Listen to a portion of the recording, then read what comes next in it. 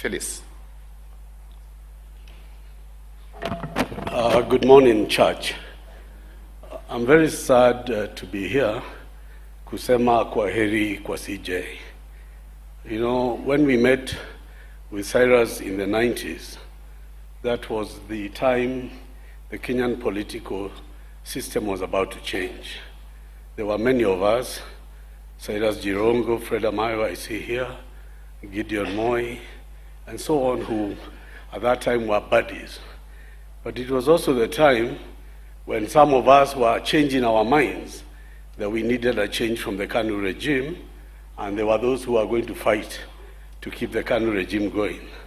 So Cyrus Jirongo formed YK 92, na wakaenda kusaidia mzee hayati Moi, and some of us joined the opposition.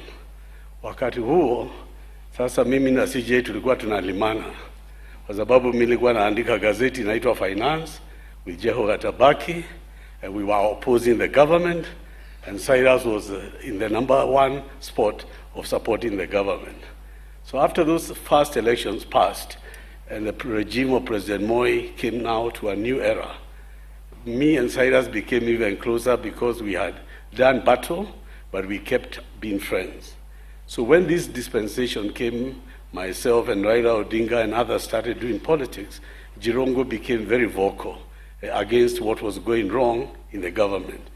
And so when I went on to start a television show, which was Point Blank KTN on television, one of my first guests was Cyrus Jirongo.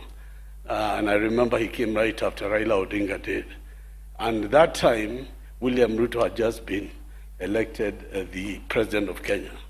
And I wanted to hear from Jirongo, having known our history from the time of KANU, President Moi, during the opposition years, what he now thinks of the new Kenya. And a lot of people had not heard what Jirongo had to say. It was the first interview that he did at KTN. And Jirongo was very critical of the current government.